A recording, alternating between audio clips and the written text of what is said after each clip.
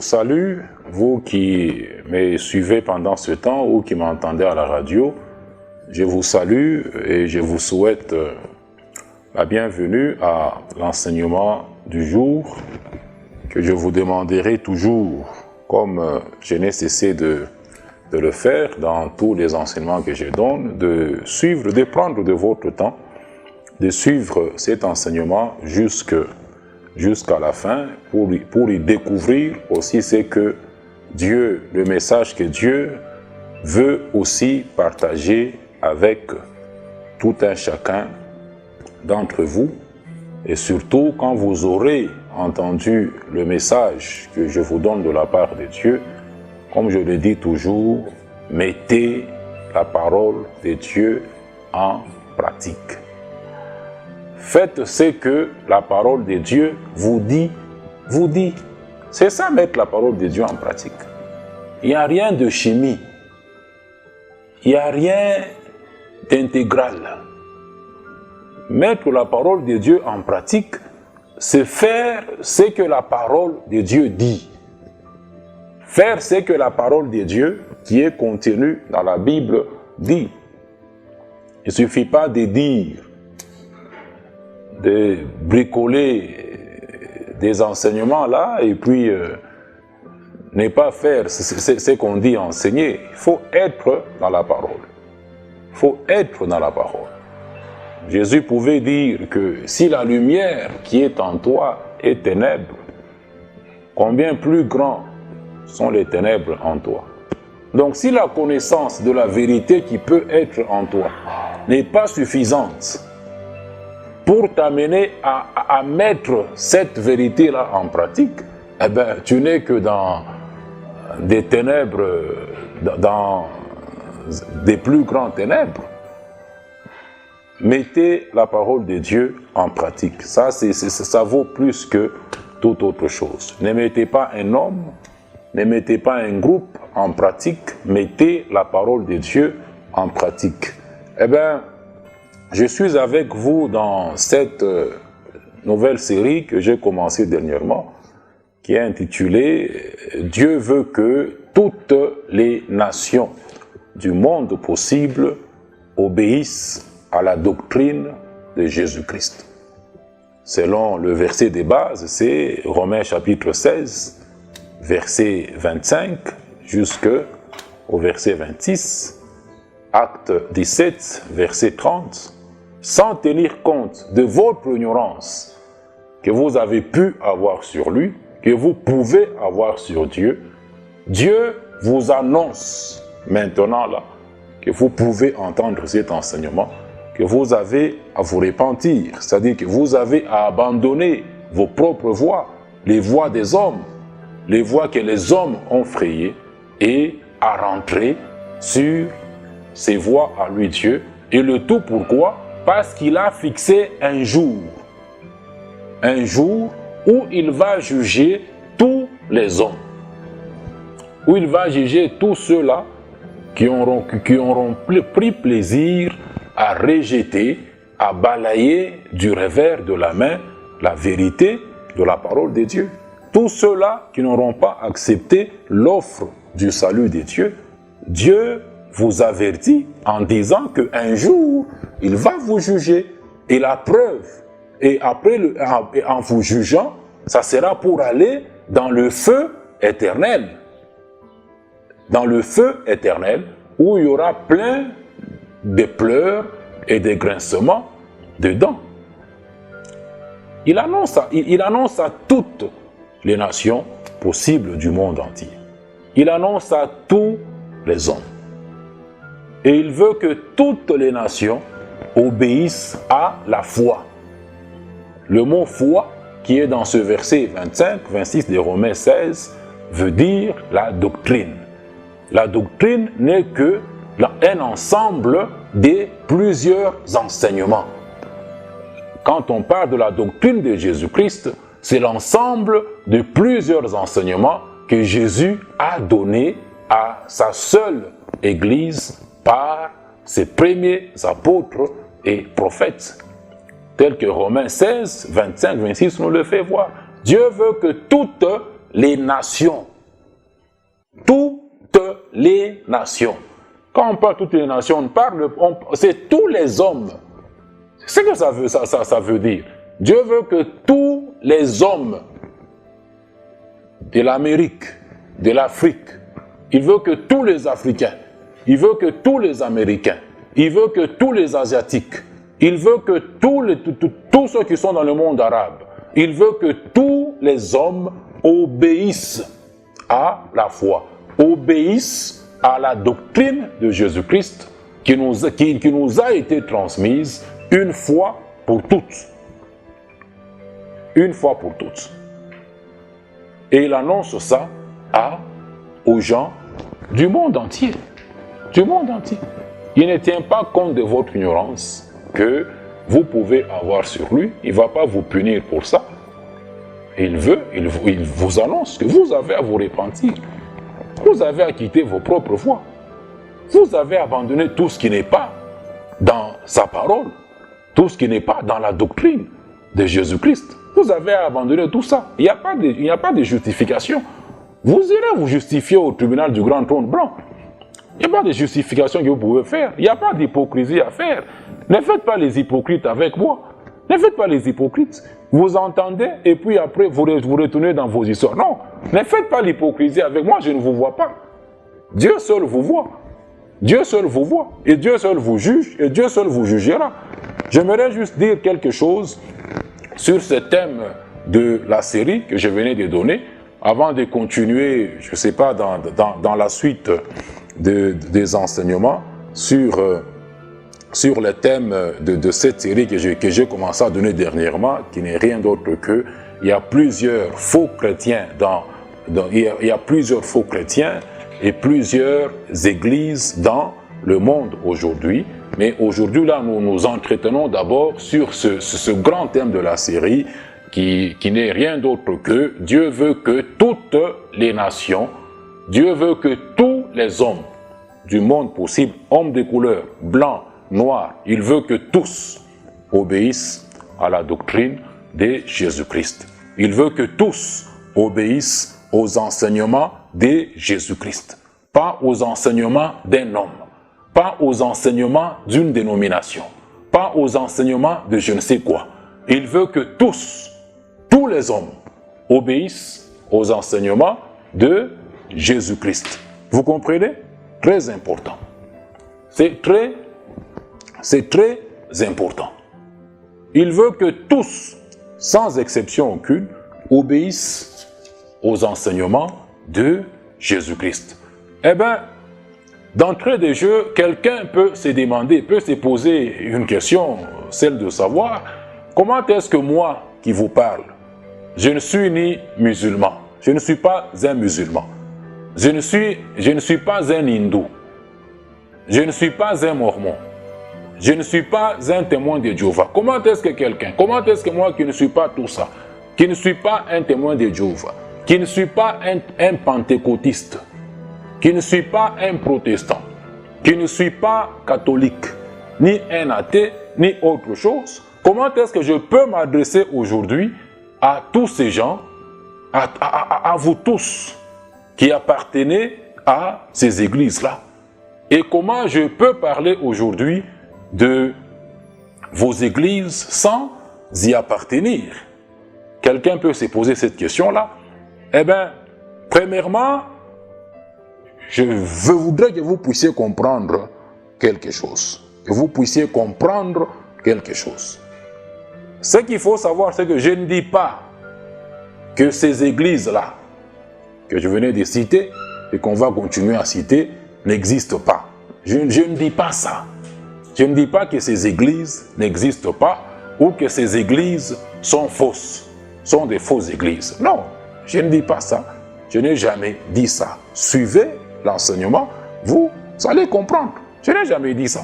Sinon, je serais un menteur. Si je disais que ces églises n'existent pas, je serais un menteur. On voit tous les jours ici ces églises. Et je vous dis toujours, comprenez maintenant là où je vais avec l'enseignement. Je vous dis toujours ceci, il faut comprendre ce que le mot église signifie. Je vous l'ai dit même dernièrement, le mot Église n'est pas une invention de Jésus-Christ. Il faut comprendre ce que le mot Église signifie. En gros, d'une manière simple, d'une manière ramassée, sans vouloir aller en cherchant des définitions compliquées là-bas, définitions théologiques ou autres. D'une manière simple et claire, une Église, c'est juste un ensemble de gens. C'est juste un ensemble de gens. C'est juste une assemblée. C'est juste un groupe de gens. Juste d'une manière simple.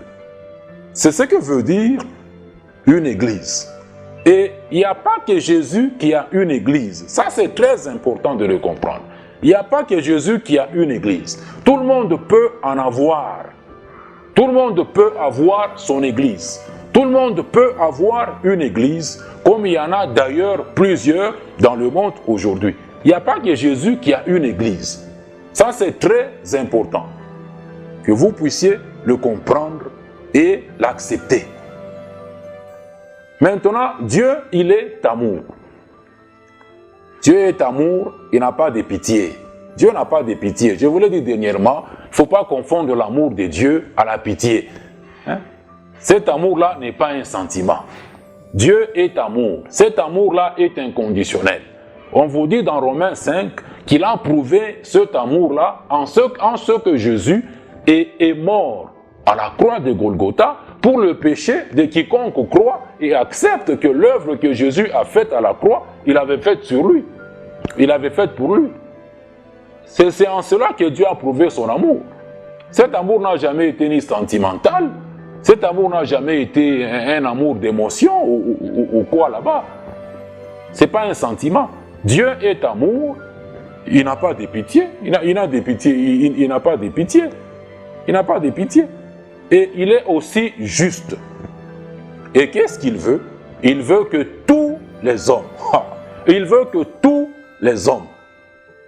Tu n'es pas un homme, toi qui m'entends à la radio, toi qui me suis en Algérie, au Liban, toi qui me suis en Tunisie, tu n'es pas un homme, tu es un homme.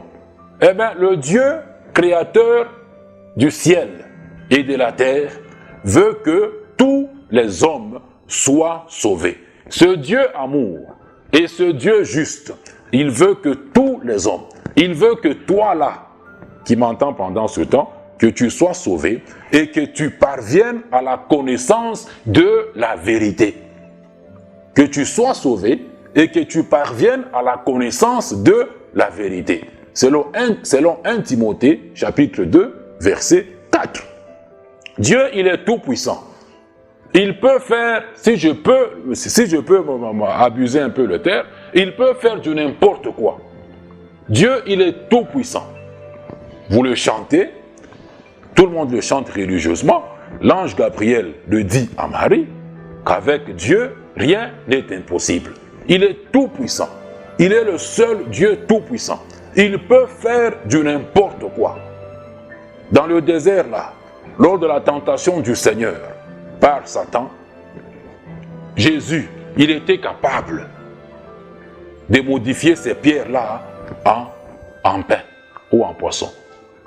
Sur le sommet du temple, il était capable de s'élancer, de se jeter, sans que même un de ses orteils ne se fracture.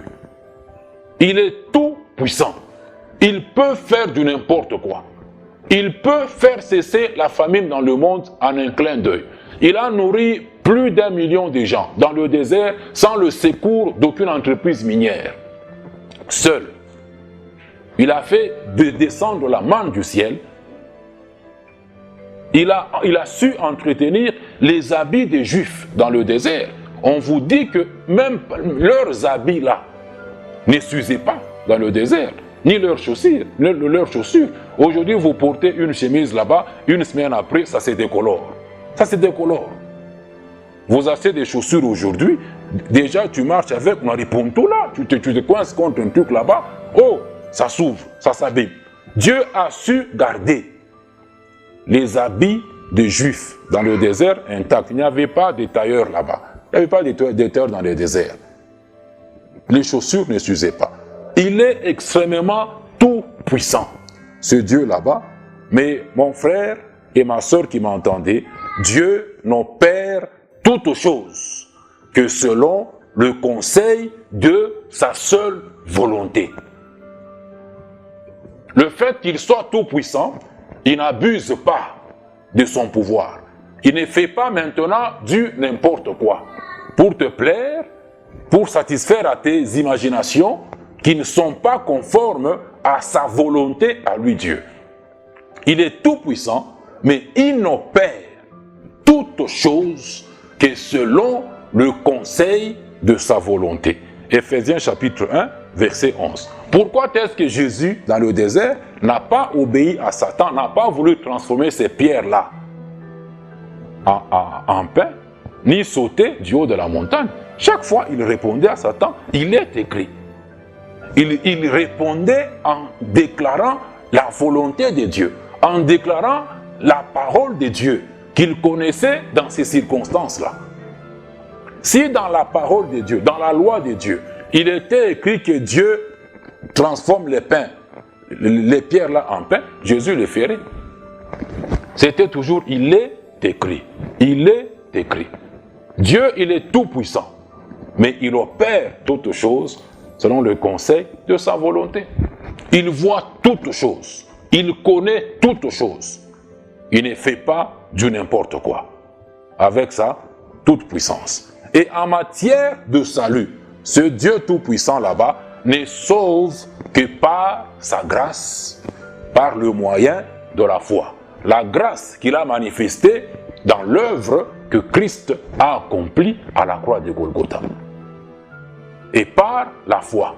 La foi qui te vient maintenant quand tu entends ce que Jésus a fait à la croix de Golgotha concernant tout homme, toute femme sur cette terre.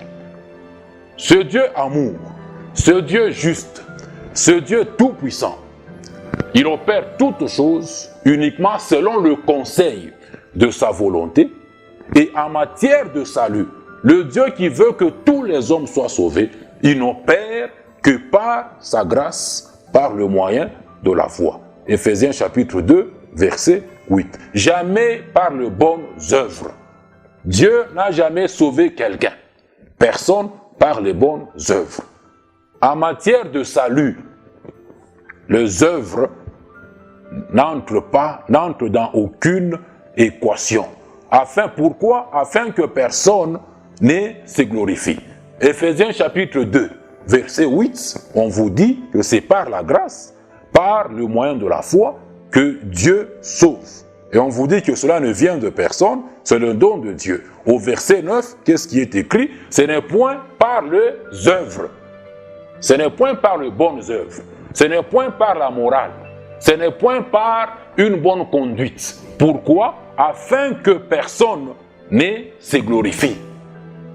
Afin que personne ne se glorifie. Afin que personne ne se tape sous la poitrine. Afin que personne ne dise avoir mérité le salut.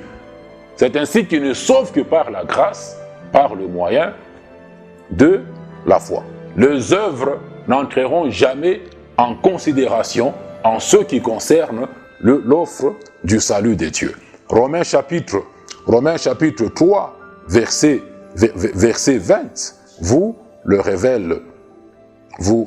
révèle aussi, qu'est-ce qui est écrit, car nul ne sera justifié devant lui, nul ne sera déclaré non coupable devant lui, nul ne sera sauvé par Dieu par les œuvres de la loi. Oh, moi, j'ai pris des fausses prières là-bas, j'ai pris 3 fois par jour. Je jeûne, jeûneur et de jeûneur. Je jeûne ceci ou cela. Je monte à la montagne. Oh, je n'insulte personne. Je ne fais pas d'impudicité. Je ne suis pas un voleur.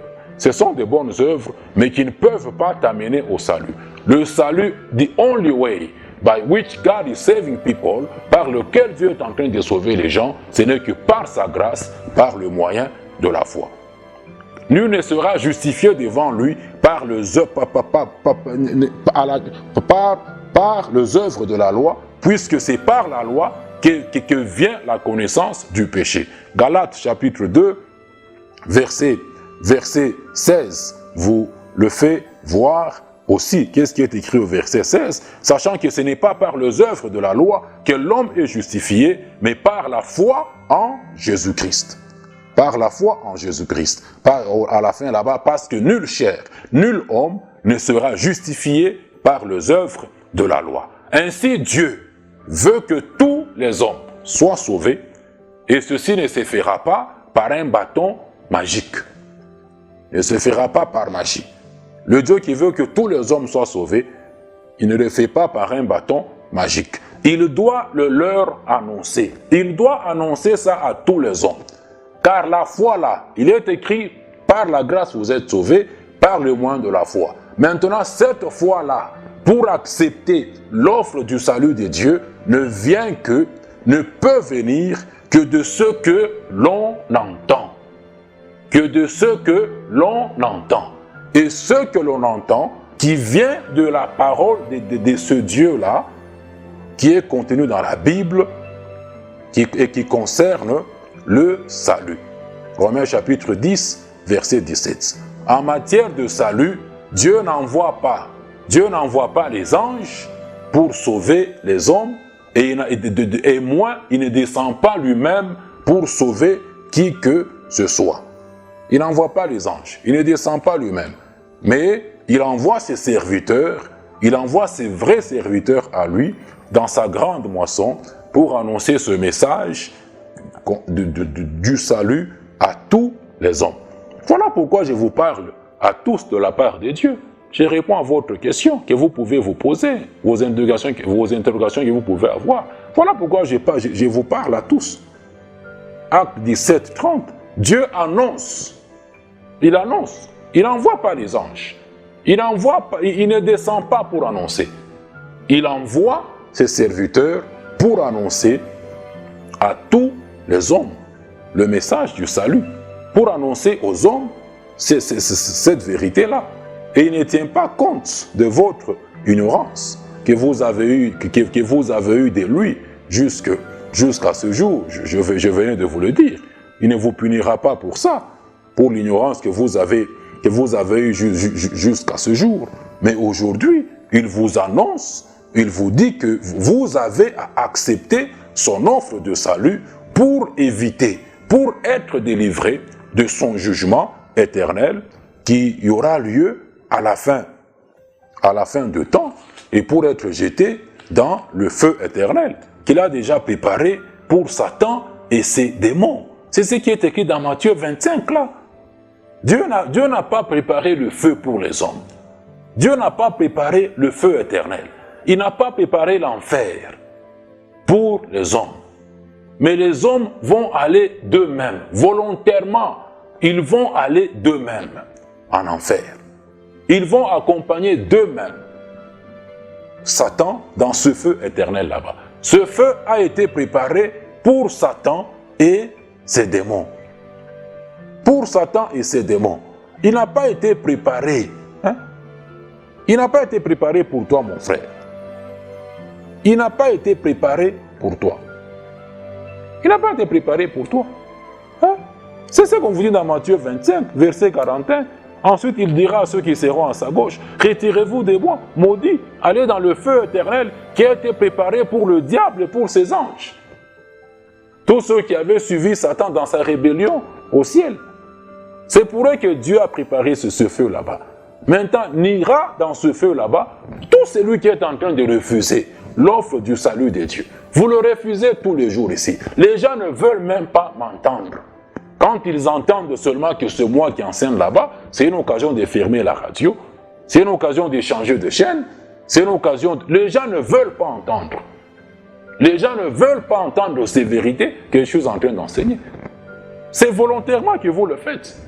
Quand vous changez de chaîne là-bas, quand vous refusez de suivre l'enseignement sur Facebook, Dieu vous le fait parvenir par la technologie. Il vous fait parvenir ses connaissances. Vous refusez, vous rejetez, vous ne prenez pas le temps. Les gens sont judgmental, les gens sont critiques tous ces jours ici, mais les gens ne prennent pas le temps de prendre même un de mes enseignements, le suivre, donc objectivement, le suivre du début à la fin.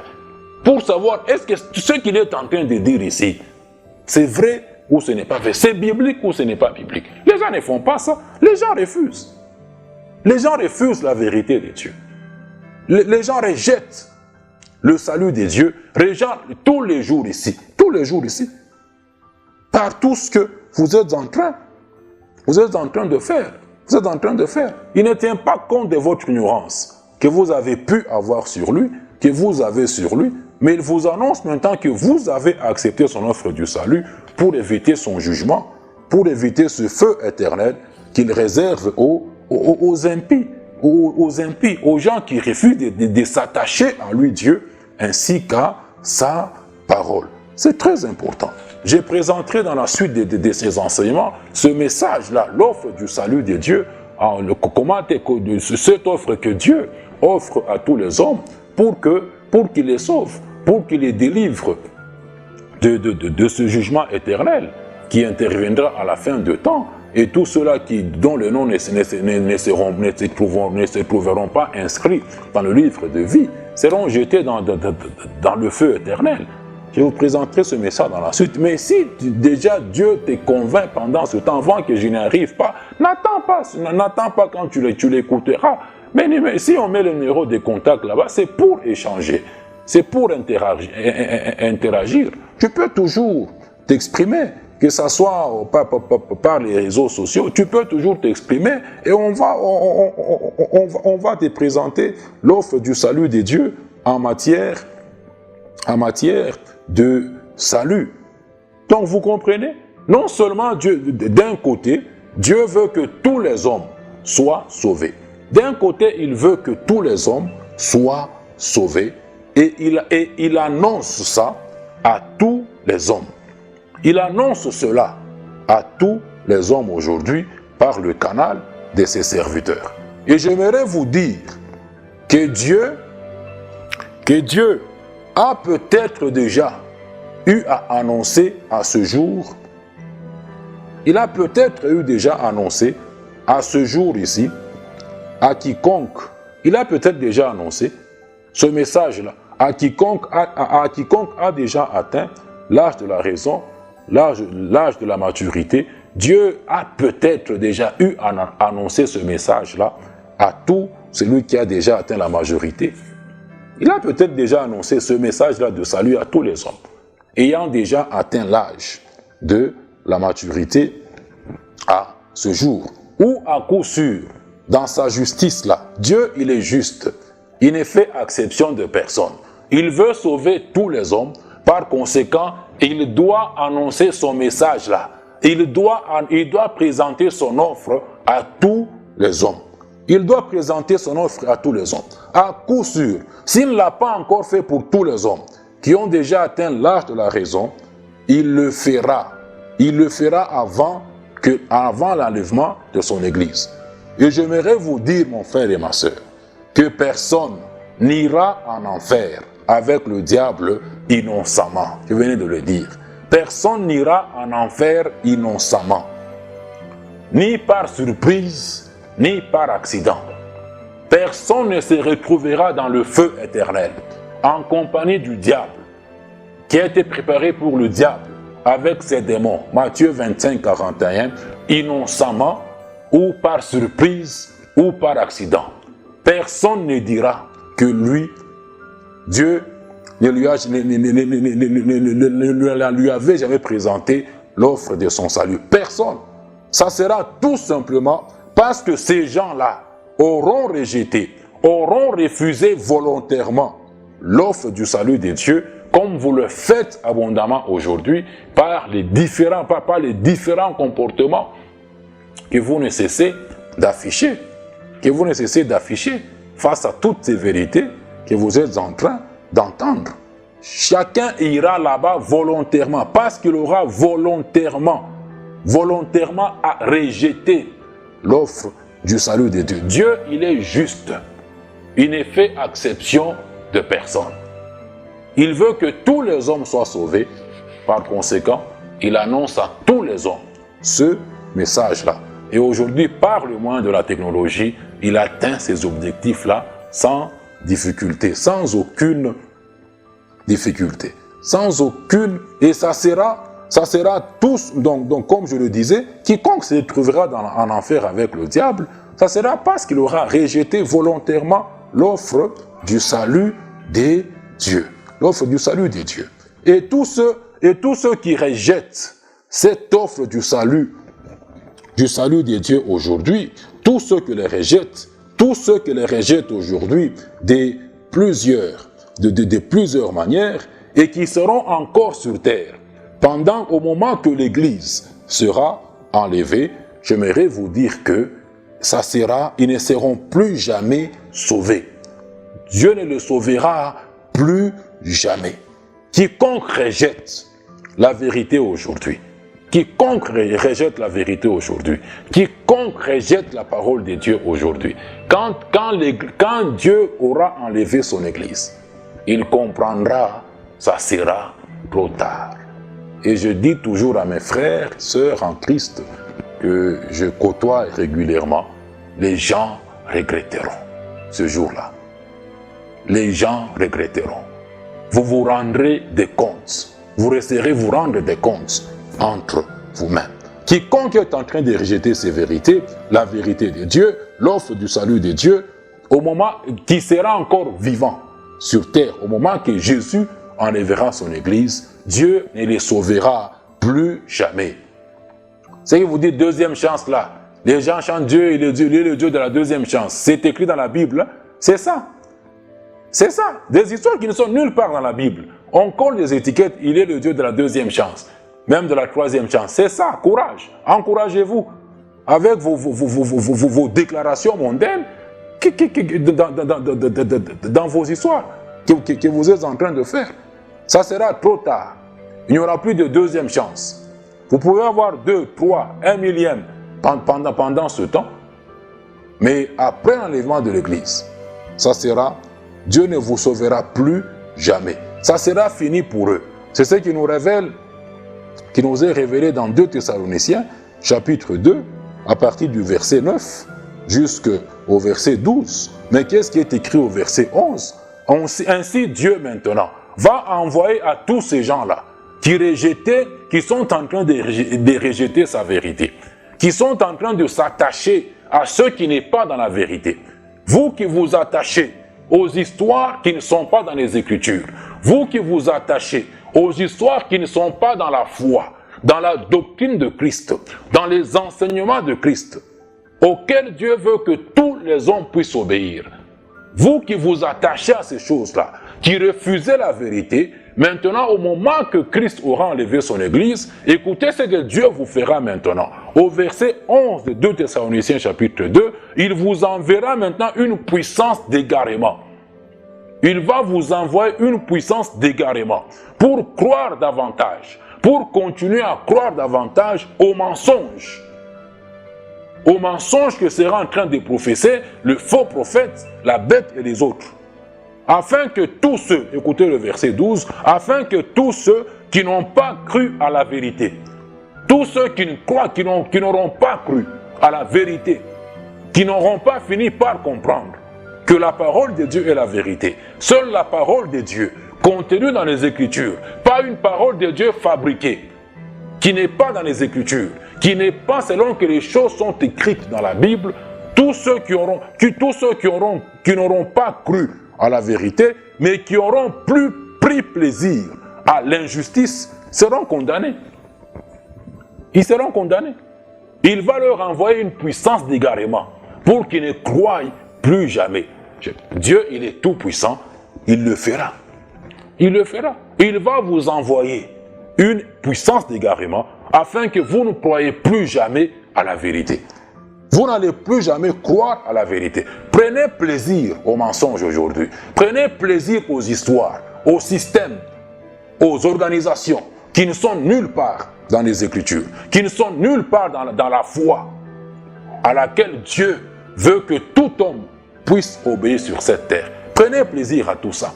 Dieu vous enverra, avec l'enlèvement de l'Église, une puissance d'égarement. Vous ne croirez plus jamais à la vérité.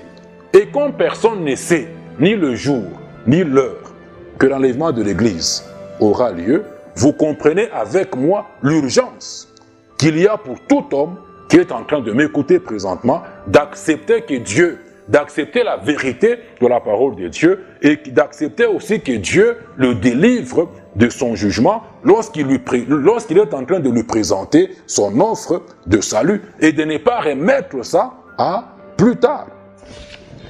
Aussi, si avec l'enlèvement de l'Église, il pourra y avoir des gens qui, eux, n'auront pas encore entendu le message du salut de Dieu, qui seront encore vivants sur cette terre, ils leur seront annoncés au travers de l'évangile du royaume, qui sera à nouveau prêché pendant la tribulation, la 70e semaine de la prophétie de Daniel, qui sera sur terre, auquel chacun devra aussi croire et accepter pour être sauvé. Dans la justice de Dieu, il a amené, Dieu n'a cessé d'amener, il continue à amener la prédication du salut à tous les hommes. À tous les hommes, ayant l'âge de la raison. Il l'a amené. Ça, je peux vous le garantir. Dieu a amené. Ne me dites pas, oh, maintenant, ceux qui sont morts, c'est ceux qui sont morts qui n'ont jamais entendu. Ils ont entendu. Ils ont entendu. Depuis que Jésus est venu, il était venu sur terre. Il a accompli son œuvre à la croix. Dieu a inauguré la période de la grâce. Pendant cette période de la grâce, pour être sauvé, c'est par la grâce, par le moyen de la foi. Par sa grâce, par le moyen de la foi. Dieu a eu à amener à tous ceux qui sont déjà morts, jusqu'à ce jour, le message du salut. Invente tes histoires, invente tes explications. Il est juste. Il est juste. Quiconque est déjà mort, vous n'allez pas me dire que dans sa justice, il y a quelqu'un qui lui est déjà mort, qui n'a jamais entendu ça. Personne. Personne. Dieu, il est juste. Il veut que tous les hommes soient sauvés. Il doit leur annoncer son message de salut. Il a déjà amené ce message-là à tous ceux.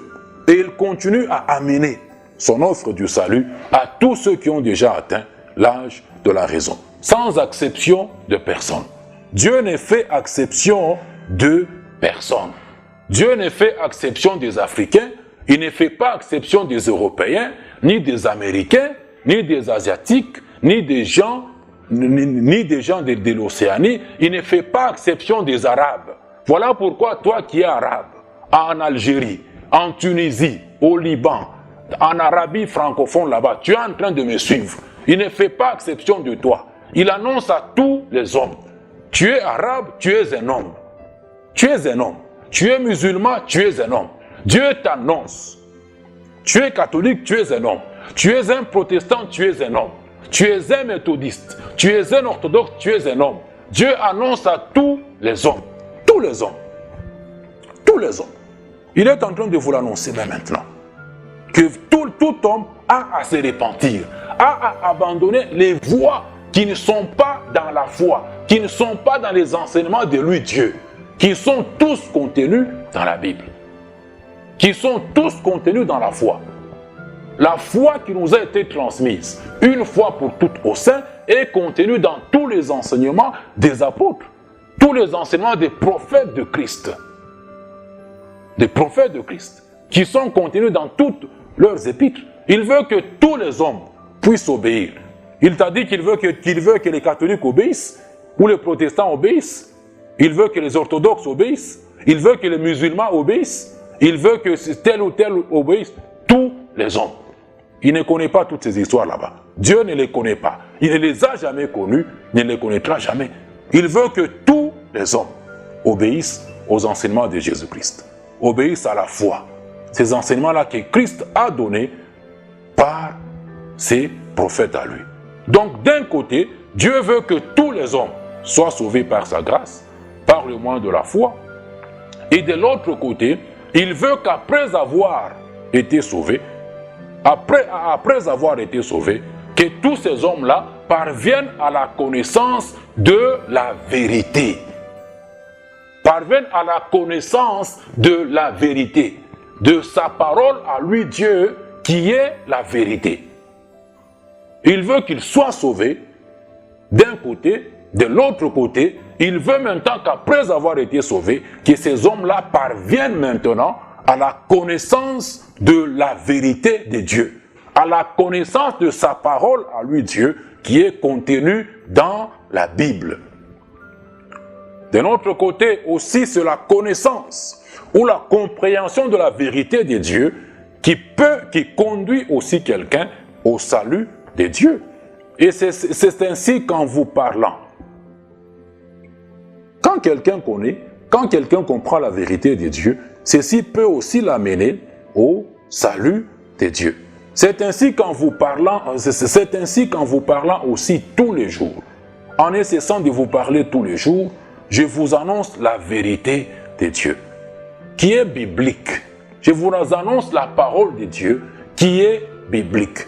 Et depuis toujours, je n'ai cessé de vous parler sur l'Église de Jésus-Christ. Je n'ai cessé de vous parler sur l'Église de Jésus-Christ, de vous communiquer la vérité de Dieu, à laquelle Dieu veut que tous les hommes puissent parvenir. La vérité de Dieu sur l'Église de Jésus-Christ. Je n'ai cessé de vous dire qu'il y a plusieurs églises dans le monde aujourd'hui. Entre autres, l'église musulmane, l'église judaïque, l'église hindoue, l'église protestante, l'église catholique, l'église orthodoxe, l'église indépendante et plusieurs autres églises qui sont toutes indépendantes de l'église de Jésus-Christ et qui n'ont rien à voir ni de près ni de loin avec l'église de Jésus-Christ, à laquelle ne peut appartenir que celui que Dieu a déjà sauvé. Acte 2, verset 47, le Seigneur ajoute à sa seule église ceux qui sont sauvés. Le Seigneur n'ajoute pas à l'église musulmane ceux qui sont sauvés. Le Seigneur n'ajoute pas à l'église catholique. Le Seigneur n'ajoute pas à l'église protestante. Le Seigneur n'ajoute pas à l'église orthodoxe. Le Seigneur n'ajoute pas à l'église anglicane, à l'église adventiste ceux qui sont sauvés. Il ajoute à son église ceux qui sont sauvés. Et chaque église a son chef suprême.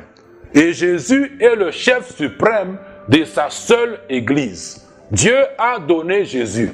Il l'a donné pour chef suprême à son église, qui est son corps.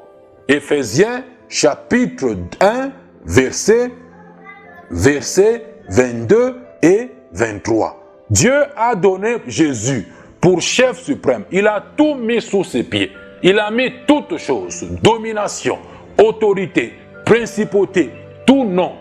Il a mis toutes choses sous les pieds de Jésus-Christ et il l'a donné.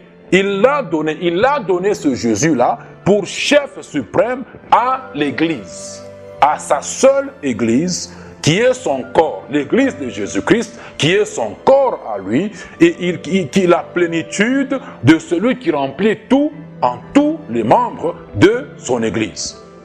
Il est le chef suprême de sa seule Église. Jésus n'a pas été donné pour chef suprême ni aux sectes juives qu'on a commencé à voir dernièrement. Il n'a pas été donné pour chef suprême à la secte des pharisiens. Il n'était pas le chef suprême des pharisiens. Jésus n'était pas le chef suprême des sadducéens. Il n'a jamais été chef suprême des zélotes.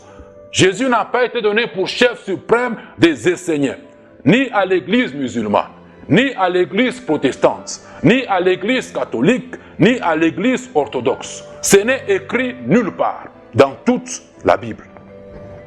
C'est écrit nulle part dans toute la Bible. 1 Corinthiens chapitre 1, verset 13, Christ n'est pas divisé.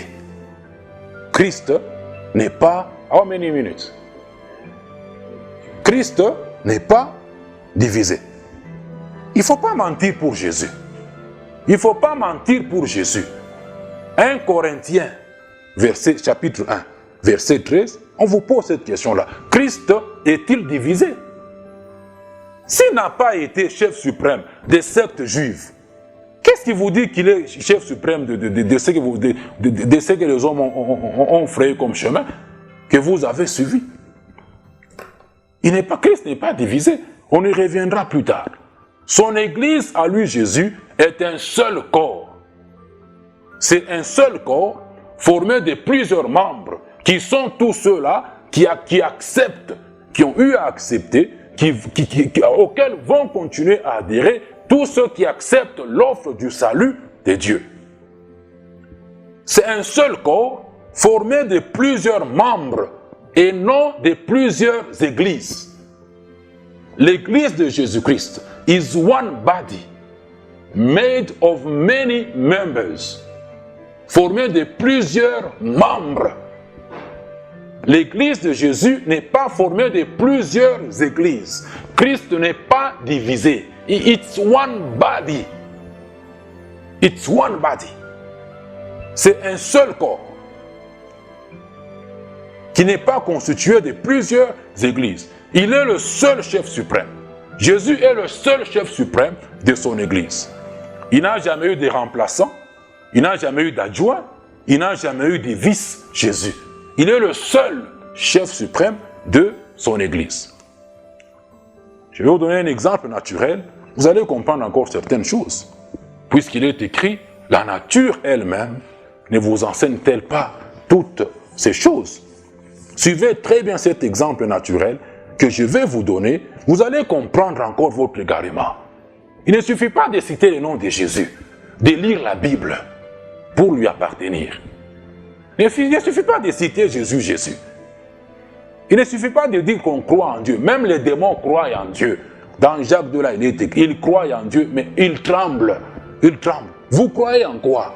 C'est quoi la base de votre croyance? La parole de Dieu qui est contenue dans la Bible ou les fables qui ont été habilement conçues par les hommes et dans les, que vous n'avez cessé de suivre?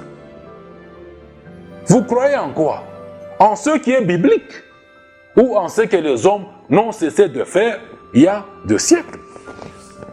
L'exemple de la nature que je vais vous donner est celui-ci. Suivez très bien cet exemple, ce développement. Joe suit très bien. Hein? Un président américain. Et un président américain n'est pas le président des Congolais. Ni moi, c'est ça, non? Un président américain n'est pas le président des Congolais. Il n'est pas le président des Zambiens, ni des Français, ni des Belges, ni des gens d'un autre pays sur cette terre. Il n'est que le président des Américains. Il est simplement le président des Américains. Les autres là, gens des autres pays peuvent connaître, ils peuvent étudier la vie des Américains, ils peuvent connaître leur histoire, et cela ne fera pas d'eux des Américains. Ce n'est pas en connaissant l'histoire des États-Unis d'Amérique, comme on l'a étudié à l'école. Ce n'est pas en connaissant leur président. Ce n'est pas en citant le nom de leur président. Ce n'est pas en connaissant leur histoire. En regardant leur série télé-réalité à la télévision, ce n'est pas en connaissant tout ça ou en faisant tout ça que cela fera de toi un Américain. Les autres gens là-bas des autres pays ont aussi chacun son président. Et ça serait une pure folie que les Congolais, par exemple, disent d'avoir comme président le président américain. C'est pas ça. Ça serait une pure folie. Que les Congolais disent aujourd'hui, que les Zambiens disent aujourd'hui que notre président, c'est le président américain. Ça serait pure folie. Maintenant, comment est-ce qu'un Congolais, peut-il dire que le président américain est son président? Est-ce qu'il peut dire ça? C'est impossible. Ou un Zambien, ou un Nigérian, ou un Algérien, ou un Tunisien. Mais ils ne peuvent pas dire ça. Donc il ne peut pas être leur président. Le président américain ne peut pas être leur président. Que c'est lui qui a des oreilles. Entendre ce que Dieu est en train de vous dire présentement. Entendre ce que Dieu est en train de vous dire présentement. Qu'il est en train de dire aux uns et aux autres. Ça, c'est dans les naturels. Rentrons maintenant dans les spirituels. On l'a vu dernièrement. On va continuer à le voir. Qu'en Israël, là-bas, il y avait plusieurs sectes, dont les 4 principales que je n'ai cessé de vous dire. Les Sadducéens, les pharisiens, les zélotes et les esséniens. Il y avait ces sectes-là en Israël. Et que je vous ai dit tout ça. Et que Jésus, là, n'avait jamais été ni pharisien. Jésus n'a jamais été pharisien. Il n'a jamais été sadducéen. Il n'a jamais été zélote. Il n'a jamais été essénien. Et que même tous ces gens-là, tous ces gens qui avaient décidé en Israël de rester dans leur secte, n'avaient jamais reconnu Jésus comme leur Messie. La même chose aujourd'hui. La même chose aujourd'hui. Je vous ai dit dans Ecclésiaste 1 là-bas, ce qui a été, c'est ce qui est aujourd'hui. Il n'y a rien de nouveau. Ce qui a été en Israël, c'est ce que vous faites aujourd'hui dans vos églises. C'est ce que vous faites aujourd'hui dans vos églises. Il n'y a rien de nouveau aujourd'hui. C'est la même chose aujourd'hui avec toutes ces religions nombreuses qui sont sur terre, avec leurs églises innombrables.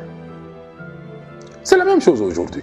Jésus en Israël n'a pas été pharisien, n'a pas été sadducéen, n'a pas été zélote, n'a pas été essénien. Maintenant, comment est-ce que vous aujourd'hui, avec ce que vous avez mis en place, vous pouvez prétendre que Jésus, vous avez affaire à quelque chose avec Jésus.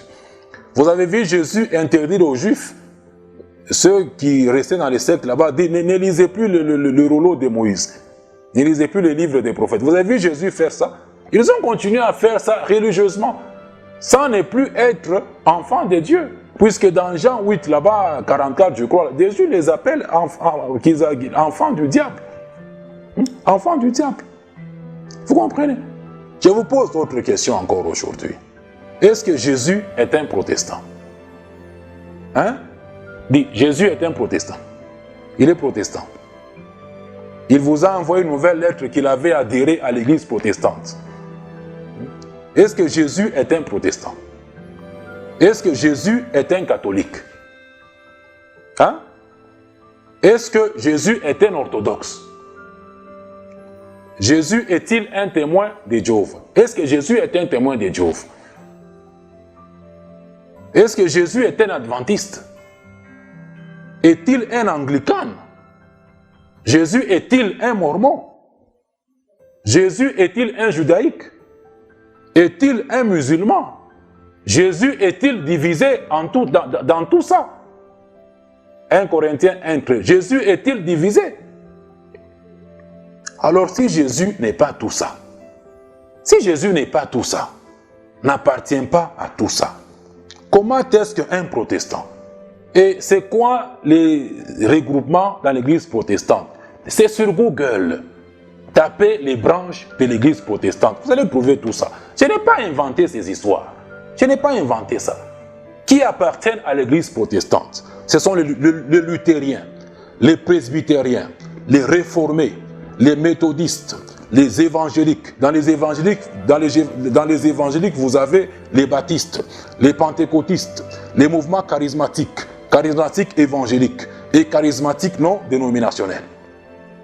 Si Jésus n'est pas tout ça, comment est-ce qu'un protestant, les gens qui appartiennent à toutes ces églises que je viens de citer, comment est-ce qu'un catholique, comment est-ce qu'un orthodoxe, comment est-ce qu'un indépendant et autres peut-il dire que Jésus est son Seigneur? Comment est-ce qu'un Congolais peut-il dire, comment est-ce qu'un Zambien peut-il dire que le président américain c'est son président?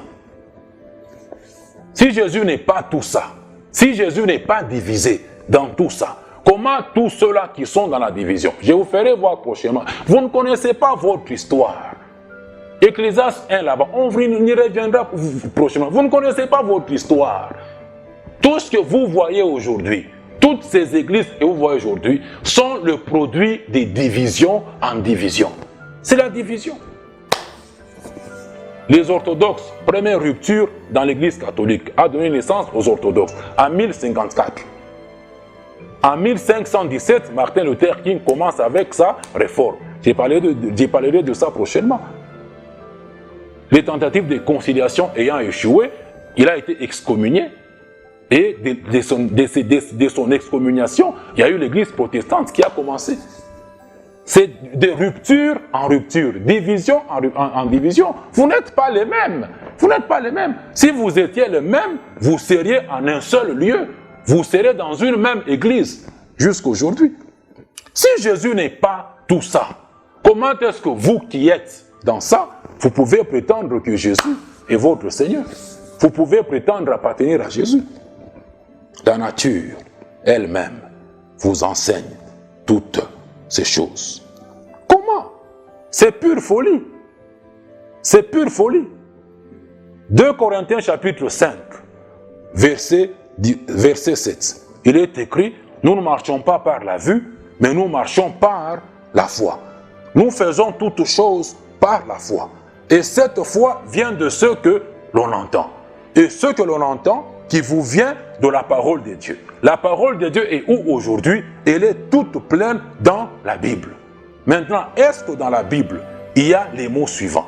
Est-ce que tous ces mots que je vais citer sont-ils dans la Bible? Est-ce qu'il y a le mot chrétien protestant dans la Bible? Est-ce qu'il y a chrétien protestant dans la Bible? Est-ce qu'il y a chrétien catholique dans la Bible? Est-ce qu'il y a chrétien orthodoxe dans la Bible? Est-ce qu'il y a chrétien anglican? Y a-t-il chrétien mormon? Y a-t-il chrétien adventiste? Y a-t-il chrétien indépendant dans la Bible? Y a-t-il chrétien dénominationnel? Y a-t-il chrétien interdénominationnel dans la Bible? C'est dans la parole de Dieu tout ça. C'est vraiment dans la parole de Dieu tout ça. Puisque la foi vient de ce que vous entendez. Et ce que vous entendez vient de la parole de Dieu. Vient de ce qui est écrit dans la Bible. Est-ce que tout ça est dans la Bible aujourd'hui? Tout ça est dans la Bible. Eh bien, un protestant, il est tout simplement un protestant, membre de l'église protestante. Je vous ai dit quelque part que ces églises sont là. Elles existent. Elles ne sont pas fausses. Jésus a son église. Un protestant, il est un protestant, membre de l'église protestante. De même qu'un catholique, il est un catholique, membre de l'église catholique. Un orthodoxe est un orthodoxe, membre de l'église orthodoxe. Un indépendant est un indépendant, membre de l'église indépendante. Un témoin est un témoin, membre de l'église de témoins. Un mormon, un musulman est un musulman, membre de l'église musulmane. Voilà la vérité de Dieu à laquelle Dieu veut que tous les hommes puissent parvenir. Et comme vous pouvez bien le comprendre, selon les Écritures, tous, sans exception, ne sont pas membres de l'Église de Jésus-Christ. Et Jésus n'est pas leur chef suprême. Et un membre de l'Église de Jésus-Christ est un disciple de Christ. Il est seul, celui-là est disciple de Christ. Ils ont commencé à être appelés des chrétiens à partir d'Antioche. On va continuer sur ça prochainement. Présentement, que l'amour de Dieu le Père, la grâce du Seigneur Jésus et la communion du Saint-Esprit demeurent avec l'enfant de Dieu au nom de Christ Jésus. Amen.